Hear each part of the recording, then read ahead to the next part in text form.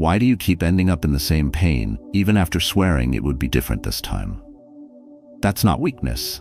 It's not failure. It's the hidden architecture of your life.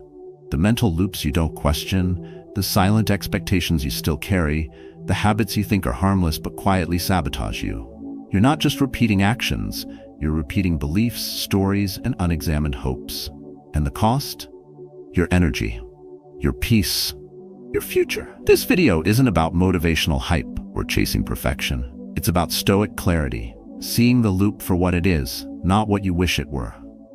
It's about confronting the exact moment you usually fall back and doing something different, even if it's small, even if it's uncomfortable. Because real change doesn't shout, it whispers. It begins the moment you stop justifying, stop overthinking, and start choosing differently, one decision at a time. So if you've been stuck in a pattern you can't seem to break, if your mistakes feel less like choices and more like fate, this is the moment to pause. Watch closely, reflect honestly, and start again, this time without illusion. If this speaks to you, stay with us. Subscribe for more practical insights through Stoic philosophy and share your story below. You're not the only one stuck, but you can be the one who steps out. Let's begin. 1. You keep thinking you'll change when you feel ready. The most dangerous lie you tell yourself isn't that you'll never change, it's that you'll change when the time is right. You convince yourself that tomorrow will bring clarity, that motivation will come once things settle, that you just need a little more energy, a little less chaos. But deep down you know that moment never comes.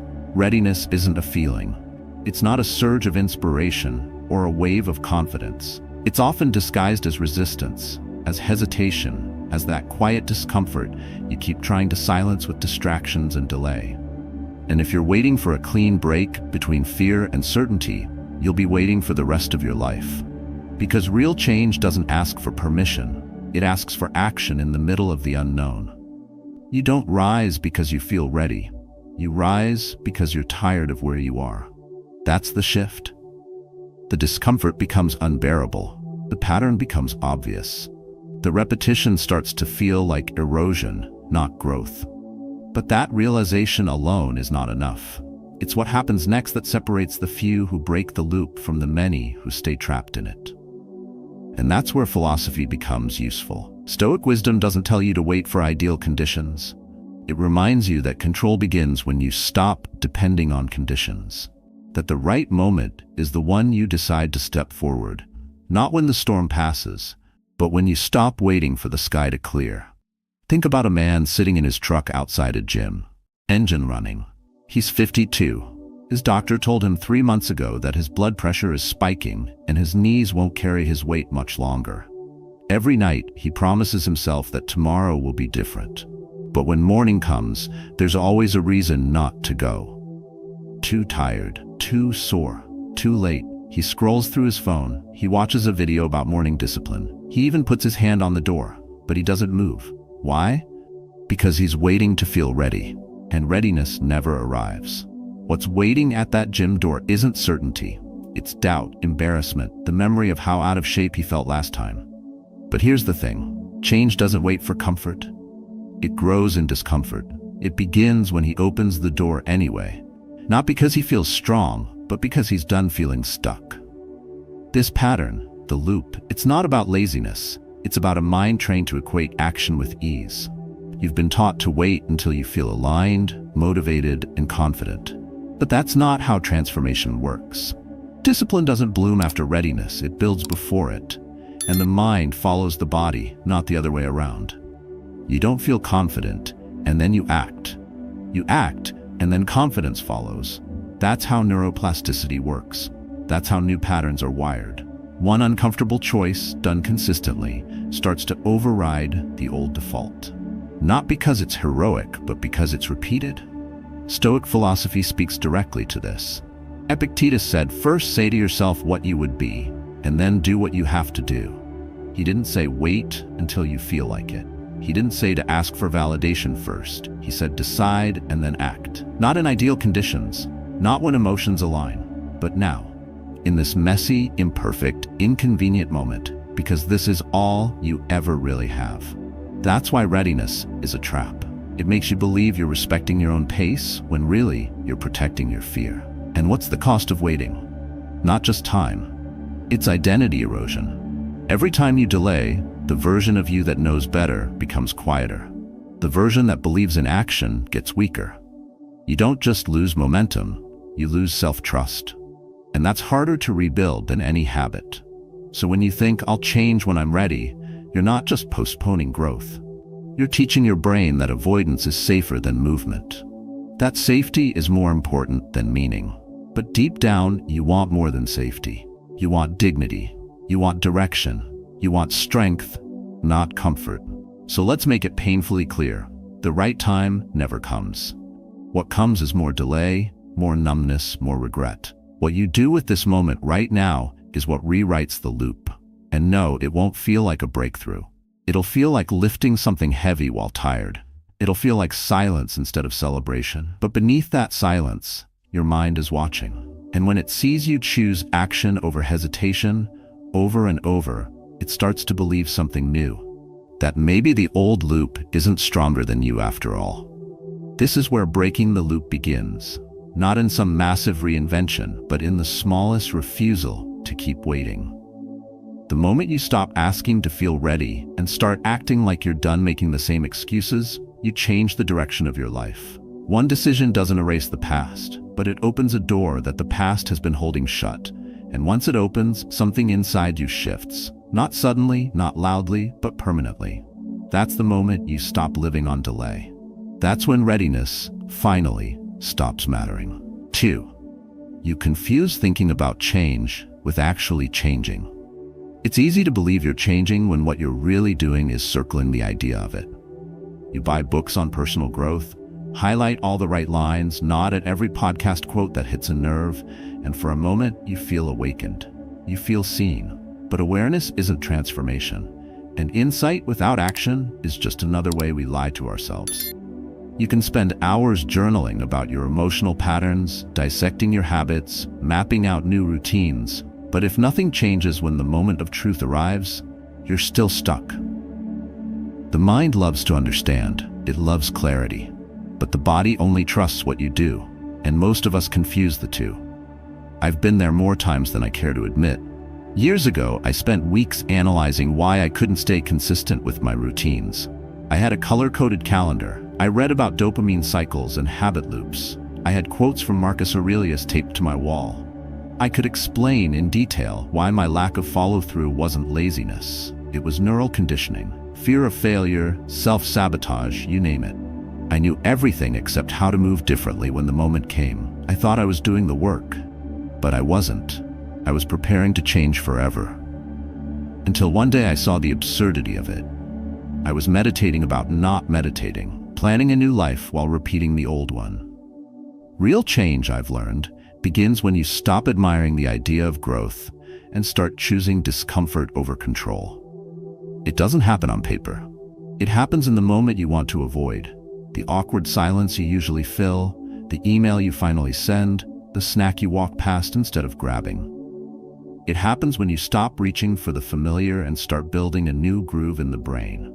Slowly, awkwardly, with friction. Because that's what it takes to override the loop. Not understanding it better, but doing something different before you feel ready, before you have a perfect plan, before you've mastered it. We love preparation because it feels safe. It gives us the illusion of control while protecting us from the vulnerability of action. But transformation doesn't happen while you're thinking. It happens while you're trembling, when you're unsure, exposed, and choosing anyway. Stoic philosophy doesn't reward knowledge for its own sake. It demands application. Seneca wrote about how many people waste time by endlessly preparing to live, rather than living. You don't become resilient by knowing the quotes. You become resilient when you practice restraint in traffic, composure in conflict, and presence when you'd rather check out. Stoicism is not intellectual, it's practical. And it's brutally honest. If you're not doing the thing, you haven't changed. That's where so many fall short. You believe your reflection is your transformation. But the truth is, self-awareness without self-mastery is noise. You can't think your way out of patterns you behave your way into. You have to act differently, repeatedly, until the new identity sticks. Otherwise, the brain registers your growth attempts as performance, not pattern. That's why many people feel stuck even after consuming tons of self-help content. They've trained themselves to feel rewarded for insight instead of for action, and that keeps the loop alive. It feels like progress, but it's just polished procrastination. The danger is subtle, because reflecting, journaling, studying, these things are good. They're part of the process, but they are not the process itself. They are fuel. The engine is still moving. Until you take a different action under pressure, you're still building the same self. The loop doesn't care how many tools you've studied. It cares what you do when the old impulse hits. Will you pause? Will you breathe? Will you choose silence over reaction? Stillness over escape? Or will you go through the same motions while convincing yourself that you've grown because you can describe them better? And this distinction matters, not just for your mental clarity, but for your dignity. Because repeating a loop while pretending it's progress chips away at self-trust. You start doubting your own voice. You start questioning your ability to follow through. Not because you're weak, but because you've replaced execution with explanation. And your nervous system knows the difference. So does your life. Look around. What has actually changed? What have you actually done differently, not just understood more deeply? The difference between knowledge and transformation is behavior. And behavior only changes in the now, not in the theory, not in the plan, not in the story you tell yourself about next week. It changes in the next breath, the next choice, the next uncomfortable step. That's where your new life begins. Not on the page, but in the practice. Not in the insight, but in the interruption. So next time you catch yourself feeling proud of how well you understand your patterns, pause. Ask yourself, did I just learn something new, or did I do something new? Only one of those breaks the loop. The other keeps it alive, and dressed in very convincing clothes. 3. You're fighting deep habits with shallow willpower. What you're up against isn't a moment of weakness. It's years of repetition, reinforcement, and reward. And yet, every time you try to break a bad habit, you meet it with nothing more than willpower. You grit your teeth. You say, not today. You push through with tension in your jaw and breath held tight, hoping the craving will pass or the trigger will fade. And for a while, it does. But eventually, the loop wins. Not because you're undisciplined, but because you're playing on the surface of something rooted deep in your nervous system. You don't need to push harder. You need to go deeper. Most people treat habits like they're mental decisions, as if they live only in the brain. But they don't. They live in the body, in the emotional memory that was formed long before you had language to explain it. In the nervous system that flinches or fidgets or scrolls the moment you feel discomfort. The urge isn't just psychological, it's physiological. It's familiar. It feels like safety, and that's why shallow resistance never lasts. Willpower is a matchstick in a storm, strong for a second, but useless when the wind picks up. To change a pattern, you have to meet it at its source, not the surface impulse, but the identity that impulse protects. Because habits aren't just behaviors, they're stories. Stories about who you are, what you expect, and what you deserve. If you reach for food when you feel uncertain, that habit isn't about hunger, it's about comfort. If you lash out when criticized, that reaction isn't just about anger, it's about protection. Behind every habit is a motive, and that motive is usually emotional survival. Until you meet the emotion, the habit will find a new way to express itself, even if you manage to suppress it for a day or two. That's why you can quit drinking and start overspending. Stop scrolling, but start obsessively cleaning. The behavior changes, but the emotional drive underneath remains unaddressed. Stoicism doesn't tell you to suppress those drives. It tells you to become aware of them, to interrogate what you reach for and why, to pause long enough to notice whether what you're about to do is actually what you need or just what you know. That pause is power, but it's only available if you've trained for it. And training doesn't happen in theory. It happens in real time, in real urges, under real pressure. This is where most people get discouraged. They think failure means a lack of strength, but more often it means the lack of structure. Because the deeper the habit, the stronger the system needed to counter it. You don't beat years of repetition with a vague intention and no plan. You need friction-reducing tools. Clear environments, accountability, patterns that replace, not just resist, the old ones. And more than anything, you need to stop framing failure as a flaw in your character and start seeing it as a flaw in your setup. That shift alone changes everything. You can't rely on motivation because motivation is emotional, and emotions are temporary. You can't rely on discipline alone because discipline burns out when the setup stays the same. You need systems, and systems begin by making it harder to default to the loop and easier to choose differently. That might mean changing where you keep your phone at night, changing who you talk to during moments of weakness, changing what you do first thing in the morning. But all of those outer shifts only work if they're connected to an inner shift. The decision to stop depending on force and start building foundations. Stoic practices for stress management were never about being emotionless. They were about being ready. They knew the storm would come. They trained their minds and bodies daily, so when the trigger hit, they didn't need to resist. They responded. And that's the difference. Willpower reacts. Structure prepares. One burns out, the other builds. And you get to choose which one you'll rely on tomorrow.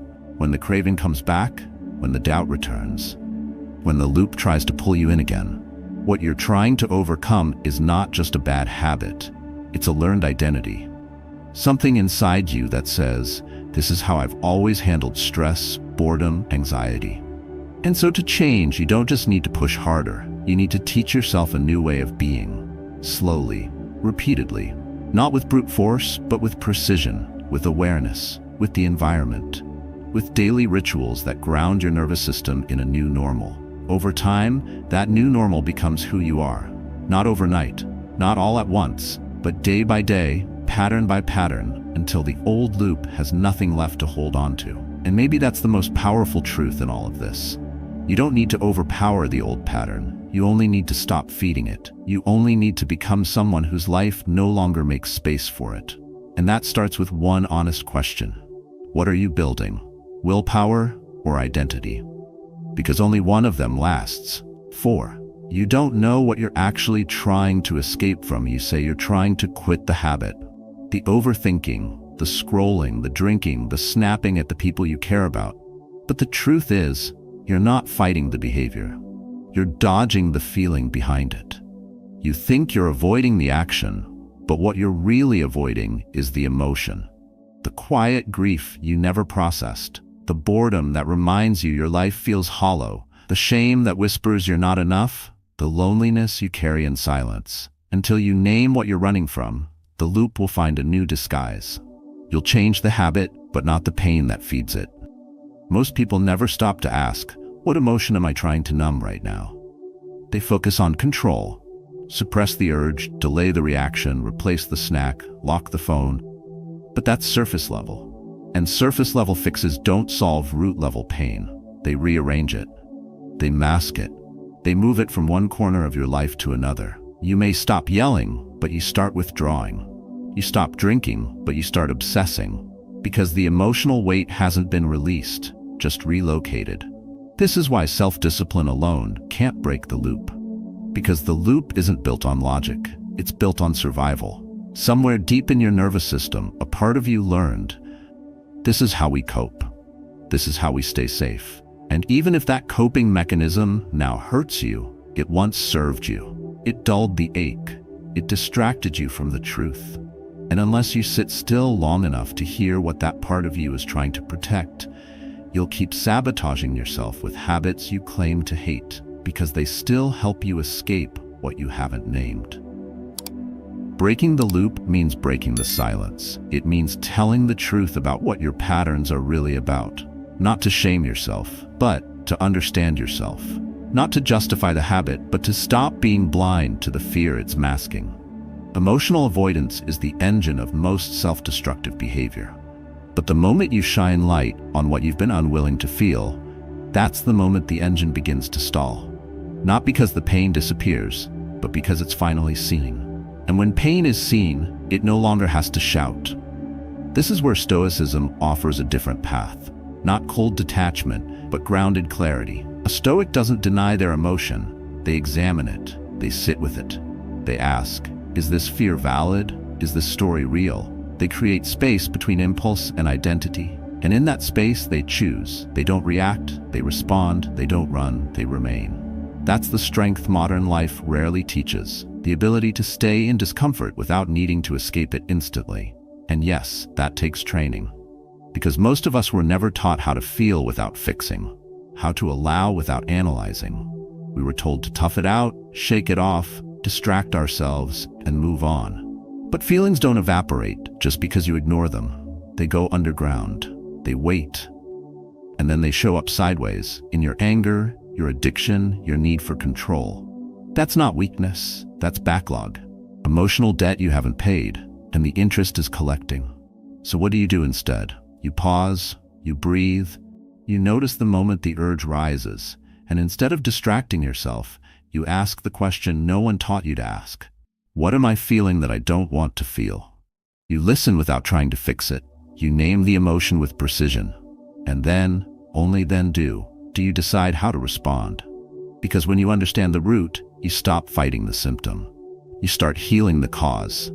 And healing is what truly breaks the loop. This work is not glamorous, it's not fast, it doesn't give you instant wins or public applause, but it gives you something far more powerful: emotional freedom, the ability to stay with your own experience without fear, to meet yourself in moments of pain without reaching for a shortcut.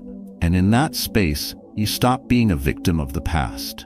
You become the architect of your future. So the next time you feel the pull to check out, lash out, fall back, don't just ask, how do I stop? Ask why I wanted to escape, and then go to that place with honesty and care. Because the loop only holds power when you refuse to see what's underneath it. But once you see the emotion clearly, once you stop running, you realize there was never anything to fear, only something to feel. And you're strong enough to feel it now. 5. You use guilt to punish, not to grow. Guilt isn't supposed to chain you to your past. It's supposed to wake you up to something you don't want to repeat. It's meant to be a signal, not a sentence. But too often, you turn that signal into a weapon, and you use it on yourself. Not to grow, not to change, but to stay small, to stay stuck, to feel like you're paying a price, even if the debt was cleared long ago. And the worst part is, it feels noble. Self-punishment can disguise itself as responsibility. You think, at least I care, at least I feel bad. But that isn't transformation, that's stagnation dressed as virtue. There was a time I believed guilt was the fuel I needed to change. Every time I broke a promise to myself, I'd sit in it. I'd let the shame linger. I'd repeat the script, how could I mess this up again? I thought if I hurt enough, I'd never do it again. But pain without direction doesn't teach. It just wears you down. What I didn't realize was that I wasn't actually breaking the loop. I was reinforcing it. Because when guilt becomes your identity, the mistake becomes your home. And over time, you stop trying to grow and start trying to survive it. That's how self-sabotage quietly continues. You mess up, then punish yourself for it. And in that punishment, you feel like you're doing something. You feel like guilt is the change. But it's not. It's just the echo of your conscience asking you to respond. Not to retreat, not to collapse, but to act. If you're not using guilt as information, it becomes a trap, a familiar emotional posture that lets you feel remorse while avoiding the discomfort of actual change. Growth doesn't happen through self-hatred. It doesn't come from repeating, I'll never get this right. That's not discipline. That's despair in disguise. Real change requires clarity, not cruelty. It begins when you treat guilt like a compass, one that points to where you strayed, not where you're doomed to stay. But for that to happen, you have to stop interpreting guilt as a moral flaw. You have to start seeing it as an invitation, a moment to pause, reflect, and realign your behavior, not your worth. Stoic philosophy calls for this kind of response. Marcus Aurelius never said, feel worse until you're better. He said, if you are distressed by anything external, the pain is not due to the thing itself, but to your estimate of it. And this you have the power to revoke. Guilt is the same. The event passed, the action is over. What remains is your estimate of it, the story you've attached to it. And if that story is "I'm broken," you'll never allow yourself to grow. But if the story is "I strayed from what matters and I can return to it," everything changes. The people who make real progress aren't the ones who feel the most guilt. They're the ones who move through it, they hear it, they honor it, then they get up, they clean up the mess, they take responsibility without self-flagellation, they apologize, they reset, they recommit, they act. And in that process, they begin to build a new association, one where falling short doesn't mean forever, one where guilt becomes the beginning of course correction, not the proof of their unworthiness. You might think staying in guilt is how you show you care. But there's a deeper way to care. Through restoration, not rumination. Through doing something today that breaks the cycle from yesterday.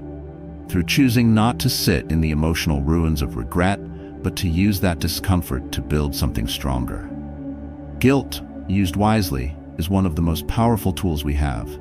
But used emotionally without intention, it becomes a leash around the neck of your growth. You're not meant to live inside your mistakes. You're meant to live beyond them. But that only happens when guilt stops being your punishment and starts being your prompt. If you've been stuck in that place, if you've been looping through guilt thinking that pain equals progress, it's time to ask yourself a harder question. Is this helping me change, or is it just keeping me busy feeling bad? Because if it's the latter, you're not healing. You're hiding. The truth is, guilt isn't proof that you're a bad person. It's proof that you still remember your standard, that you still care, and that care is precious. Don't waste it on cycles that never end. Use it to walk out of them, with purpose, with presence, with a quiet refusal to live small just because you slipped. Mistakes aren't the enemy. Staying there is, and you are not here to stay in that place. You're here to move forward, starting now. 6. You forgive yourself too quickly without learning the lesson. There's a kind of self-forgiveness that heals, and then there's the kind that hides. You mess up, you feel the sting, you tell yourself it's okay, I'm only human, and you move on. But nothing changed. The behavior stays. The loop resets, and the next time it happens, you do the same.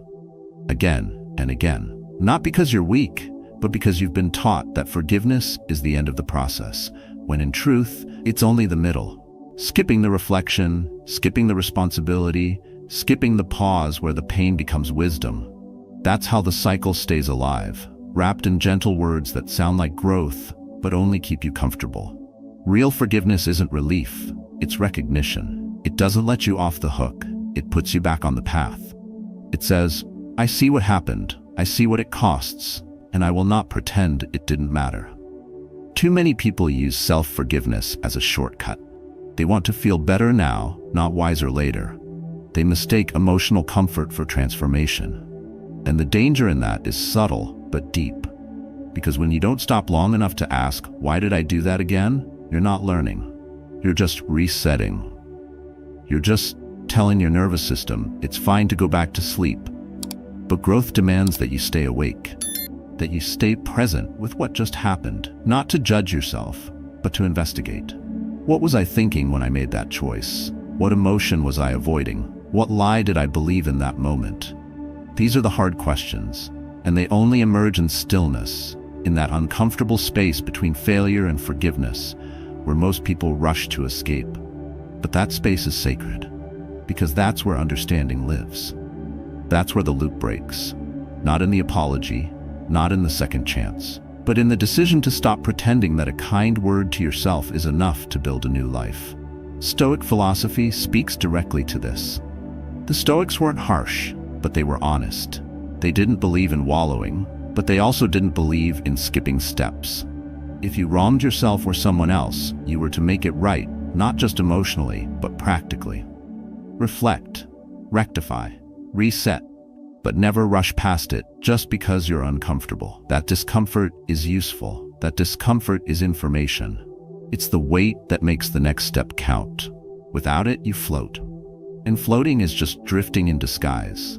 I once had a pattern I couldn't break. I'd promise to start something, get 2 days in, quit quietly, and then whisper to myself, it's okay, next time. And I meant it. I didn't think I was lying, but it wasn't really forgiveness I was practicing. It was avoidance in a softer tone. And the truth hit hard one morning when I realized every "it's okay" had become an excuse. Not an acknowledgement of humanness, but a way to skip the consequence of not showing up. And when you skip consequences, you skip character. You rob yourself of the very thing you're trying to build. That's why forgiving yourself too quickly is not self-love. It's self-sabotage in disguise.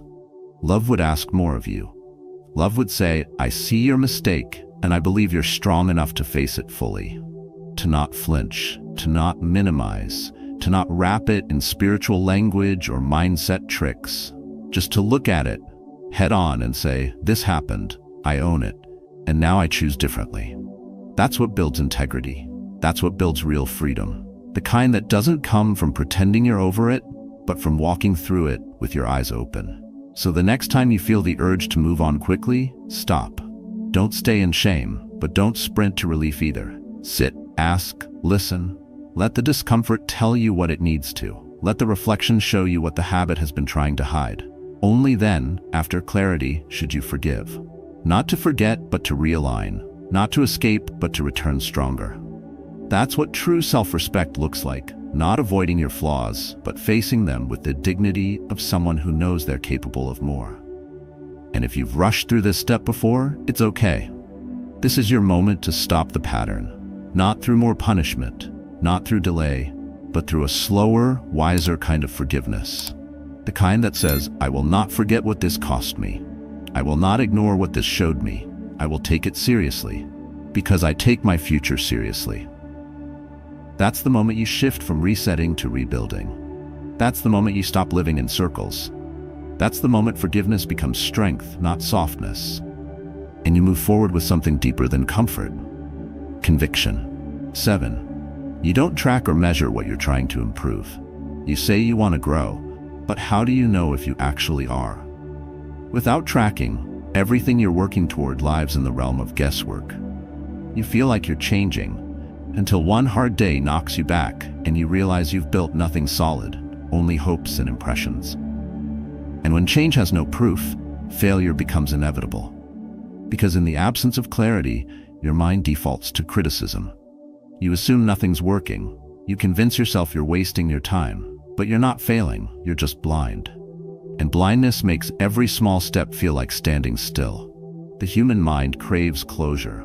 It wants to see movement. That's why we check progress bars, track workouts, review numbers, and crave feedback.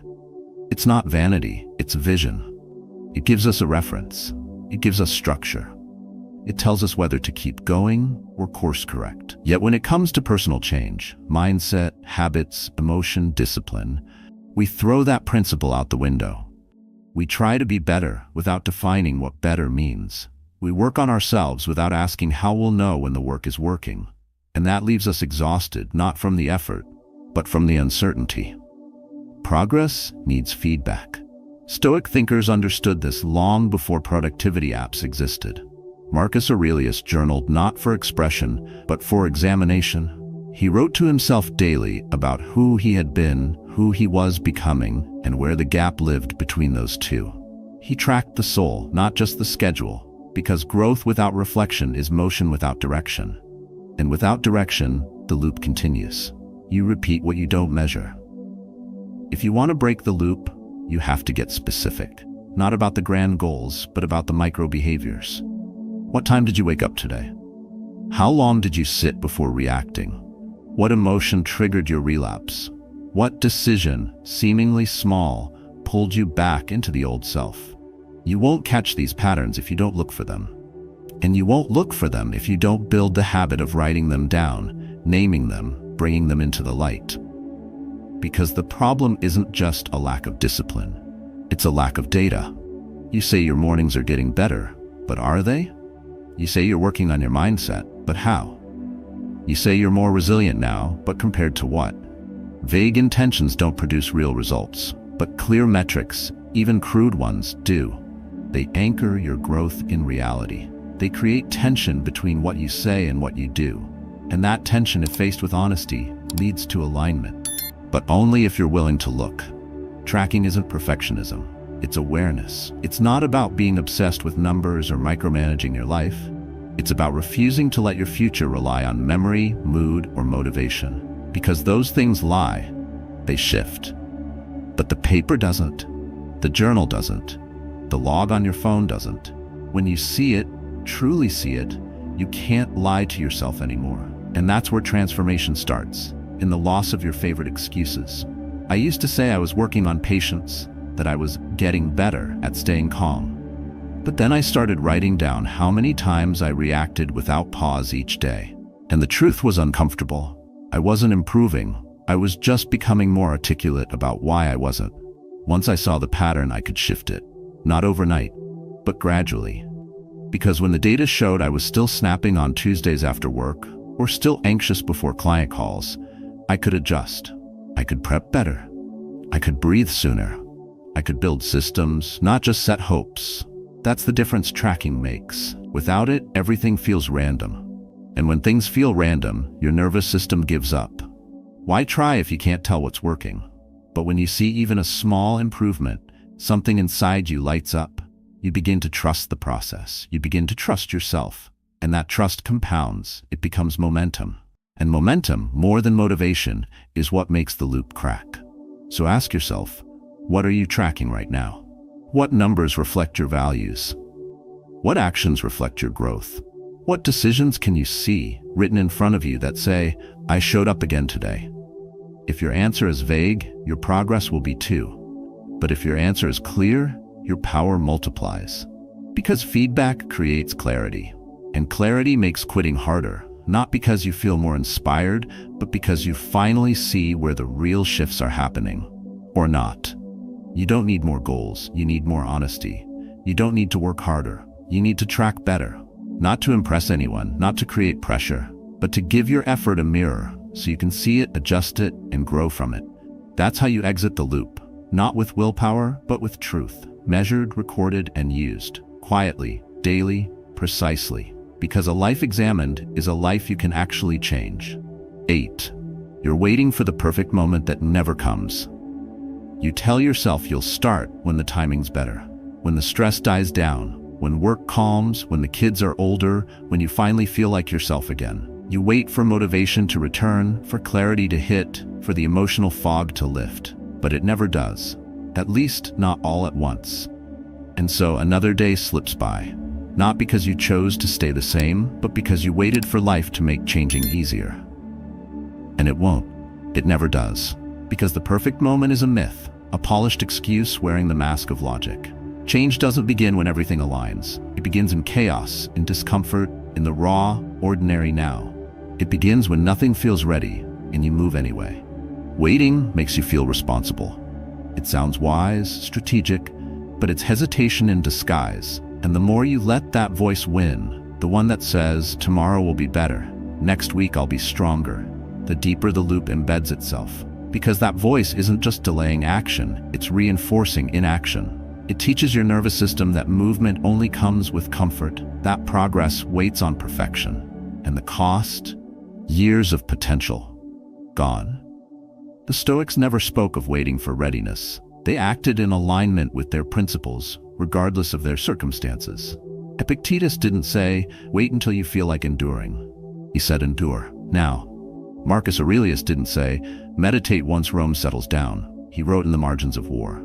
The power of Stoicism lies in its defiance of comfort, its insistence that your response is always available, even when your energy isn't, especially when it isn't. The modern world has made waiting a default. We've turned preparation into a profession. We design, optimize, plan, but forget to begin. We scroll through productivity hacks, hoping one will finally unlock action. But nothing unlocks action like action. And the longer you wait for the right moment, the harder it becomes to recognize that it was never coming. You miss it. Not because it wasn't there, but because it didn't look like what you expected. You thought it would feel inspiring, clear, clean. But real change is messy. It interrupts, it drags you in. And if you wait for peace, you'll never find strength. Ask yourself, right now, what are you putting off that you already know matters? What goal, what shift, what truth are you waiting to face once things feel better? And what if this is as ready as it gets? Not perfect, not ideal, but real, and right in front of you. Because here's what waiting does. It robs the present of its power. It convinces you that now isn't enough, when in fact, now is the only time the loop can actually be broken. You don't shift patterns by dreaming about a fresh start. You shift them by disrupting the old one today. Not tomorrow.